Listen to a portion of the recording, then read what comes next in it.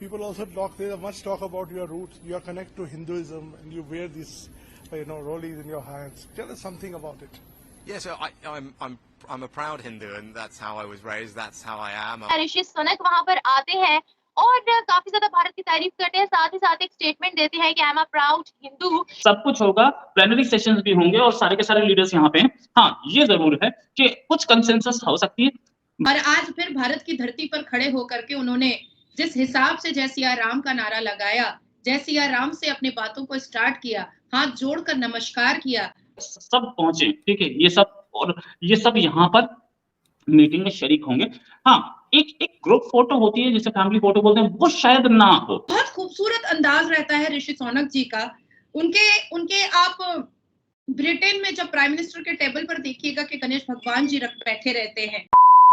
नमस्कार दोस्तों, आपको पता ही है G20 की मीटिंग भारत में चल रही है और जो ब्रिटेन के प्रधानमंत्री है ऋषि सुनक, जब वो मीडिया से बात कर रहे थे, उन्होंने बोला है कि मैं हिंदू हूँ और मुझे हिंदू होने पर गर्व है। ये देखकर जो पाकिस्तान के लोग हैं उनकी जल गई है कि ये ऐसा कैसे बोल रहे हैं। आप देखे पाकिस्तान के लोग क्या कह रहे हैं इस पर।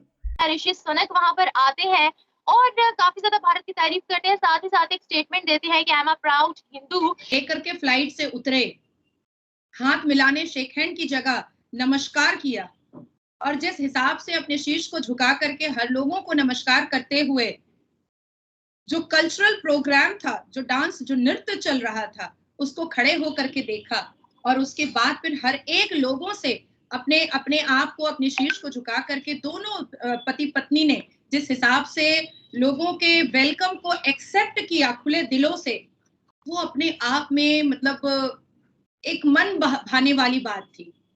पूरा भारत आज ऋषि सोनक को इस भारत के दामाद की नजरों से देख रहा है। पूरे कैबिनेट मंत्री आज ऋषि सोनक जी को कह रहे हैं कि दामाद जी घर आए हैं। पहली बार ऋषि सोनक जी की विजिट भारत में हुई है और ना जाने ससुराल वाले कितने लोग उनसे मिलना चाहते हैं, ना जाने अब उनकी अर्धांगिनी के और उनके माता पिता के परिवार से लोग मिलने के लिए बिल्कुल लाइनें लगा करके खड़े हैं कि भाई हमको अपने दामाद से मिलना है। बड़ी बड़ी खूबसूरत बातें हैं कि जिस हिसाब से भारत की धरती नहीं बल्कि ब्रिटेन में खड़े होकर के कैम्ब्रिज यूनिवर्सिटी में भी उन्होंने जय सिया राम का नारा लगाया था और उन्होंने कहा था कि मुझे फक्र है अपने हिंदू होने पर। और आज फिर भारत की धरती पर खड़े होकर के उन्होंने जिस हिसाब से जय सिया राम का नारा लगाया, जय सिया राम से अपनी बातों को स्टार्ट किया, हाथ जोड़कर नमस्कार किया, आज दिल जो है ना इतना बाग बाग हो चुका है। हाथों में कलावा बांधे, रुद्राक्ष की माला गले में पहने और ओम का एक स्कार्फ पहने, गेंदे फूल का एक माला पहने ऋषि सोनक जी जब अपने इलेक्शन में अपनी प्रचार किया कर रहे थे, गौ माता को भोजन कराते हुए, तब ऋषि सोनक के ऊपर कितने कटाक्ष किए थे और कितना मीम और कितना ट्रोल किया था। बहुत खूबसूरत अंदाज रहता है ऋषि सोनक जी का। उनके आप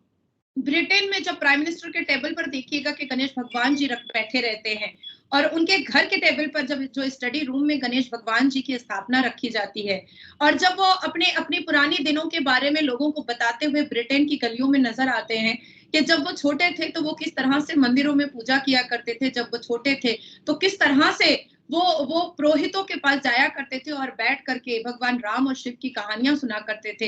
राधा और कृष्ण की कहानियां सुना करते थे, सनातन धर्म से उन्होंने क्या क्या सीखा है और तब जा करके अर्धांगिनी भी उन्होंने एक भारतीय नारी को चुना और उस भारतीय नारी को ये एहसास दिलाया कि भले ही उनकी पढ़ाई, उनकी परवरिश, उनकी अपब्रिंगिंग, उनका एडुकेशन भले ही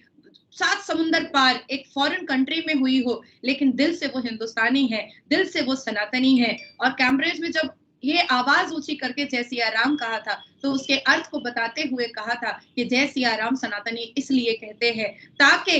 पहले सीता मैया का नाम आए, उनको मान सम्मान मिले और तब भगवान राम को मान सम्मान मिले। सब पहुंचे, ठीक है, ये सब यहाँ पर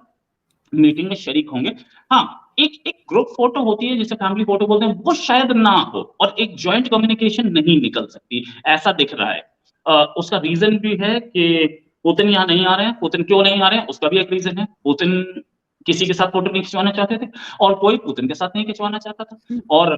वो गड़बड़ होती, यूक्रेन वॉर एक बड़ा इशू था और जॉइंट कम्युनिके में भी जो जॉइंट स्टेटमेंट की बात थी उसमें भी ये था कि यूक्रेन का जिक्र हो, कुछ कंट्रीज मना कर रहे थे कि यूक्रेन का जिक्र नहीं होना चाहिए, तो उसकी वजह से जॉइंट स्टेटमेंट भी नहीं आ सकती। लेकिन फिर भी पीछे पीछे बायलैटरल्स भी होंगे, पीछे पीछे दूसरी मीटिंग्स भी होंगी, सारी मीटिंग्स होंगी, ऐसा नहीं है कि कोई मीटिंग नहीं होगी, सब कुछ होगा, प्लेनरी सेशंस भी होंगे और सारे के सारे लीडर्स यहाँ पे हैं। हाँ, ये जरूर है कि कुछ कंसेंसस हो सकती है, बाय एंड लार्ज इसमें बहुत ज्यादा कंसेंसस की उम्मीद नहीं है, लेकिन जो हमारी बायलैटरल मीटिंग्स है उसमें ज्यादा बड़ी खबरें आ रही है, जो ये बाइडेन और प्राइम मिनिस्टर मोदी की है, और इसके साथ साथ कुछ बायलैटरल हो रहे हैं, और सऊदी अरेबिया के प्रिंस जो हैं MBS मोहम्मद बिन सलमान, वो एक दिन एक्स्ट्रा रुकेंगे, तो उनकी भी यहाँ पे कुछ मीटिंग्स हैं, वो भी कुछ कॉन्ट्रैक्ट्स करके जाएंगे, कुछ कॉन्ट्रैक्ट्स करेंगे, कुछ जॉइंट स्टेटमेंट्स देके जाएंगे। लेकिन कुछ उन memorandum कॉन्ट्रैक्ट्स का भी उन कॉन्ट्रैक्ट्स का भी नहीं पता, जाहिर है जब वो आ जाएंगे उसके बाद ही शायद आप बता पाएंगे कि वो कौन से कॉन्ट्रैक्ट्स हैं, क्योंकि हमारी ऑडियंस को जाहिर है कि सऊदी अरब की बहुत समझ आती है, तो हम जरूर वो